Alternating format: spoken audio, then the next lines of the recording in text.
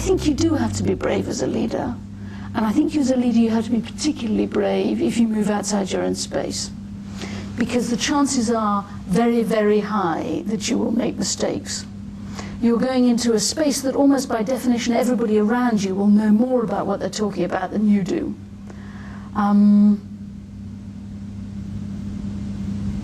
You might have lost the habit of making mistakes. Maybe you've got quite good in your own space. Maybe you're used to being good in your own space, and then you move out of it and you begin to trip yourself up and you make mistakes, and sometimes you don't mean to. Some of the instincts that have served you so well in your own space can almost lead you to do the wrong thing. A best example I can give you of this is I have 5 children, and they are all absolutely beautiful sailors, and all like their father, beautiful sailors. And I hate the sea and I loathe boats, and it is my maternal duty once a year to spend most of August sailing off the west coast of Scotland. And a couple of years ago we went out to sea, and with hindsight we definitely shouldn't have done it. It was a frightening experience that everybody was having a lovely time except me, who was utterly terrified. And halfway through this trip my husband screamed to me, because Tom was sitting on the other side of the boat looking very happy, about age 7. And my husband screamed, "Tie a rope to Tom." And the idea was that if Tom fell off the boat, we could pull him back in. So I scrambled across this disgusting boat and tied a rope to Tom. And then we landed, and my husband said, "Not the anchor rope." Now, you may find this very hard to believe, but in my own space I'm quite good. It's called dry land, and instinctively I tend to do loosely the right thing. When I get out to sea, I never do this on purpose, but almost inevitably I make a mistake. The kids would tell you that story and many others of disasters on boats that involve their mother. And the temptation is to stay on dry land, not to go out to sea where I inevitably make terrible mistakes. But somehow I think you have to force yourself to move outside the space and the land that is familiar, to cope with the mistakes and to forgive yourself for them, even when you tie rope to Tom. And to remember also that sometimes the option of just staying on dry land isn't there, that actually the world will come in your direction. It does require you to move outside your own bubble occasionally, and so you better get on and get used to it.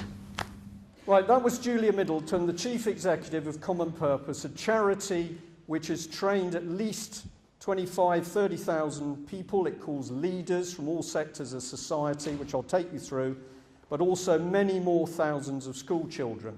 This lady is the lady running leadership training courses for everybody: NHS, schools, military, politicians, local councillors.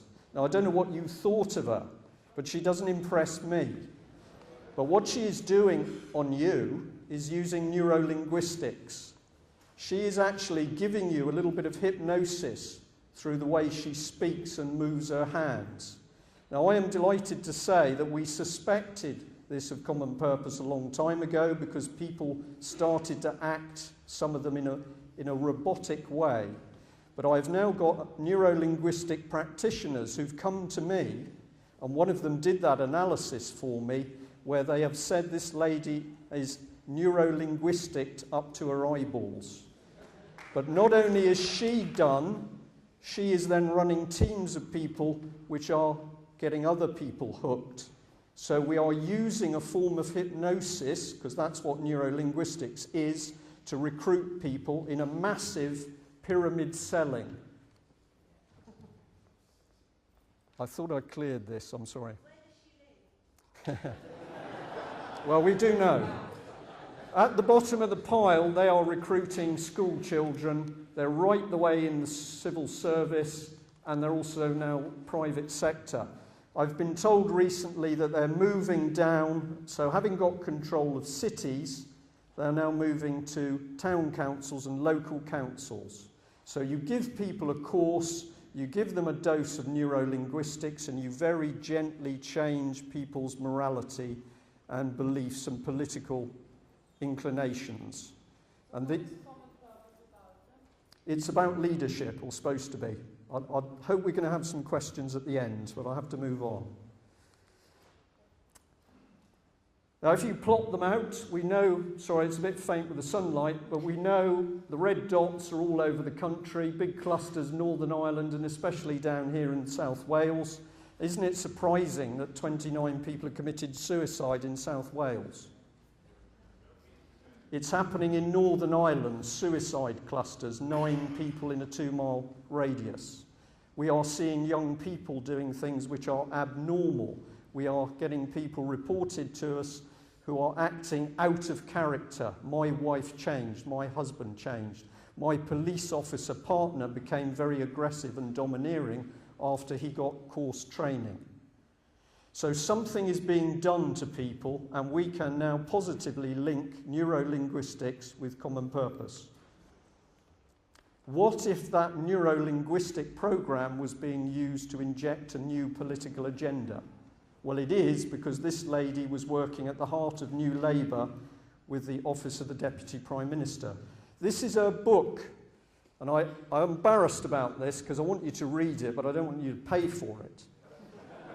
If you get one of these books and share it amongst 5,000 people, you will find this woman is using language which is very dangerous. Idiots, useful idiots, and she's proud to say that came out of East Germany.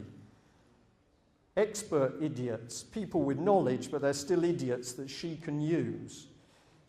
Bulldoze over people, people who challenge common purpose and ask quite rightly what its legitimacy is, bulldoze them, undermine them.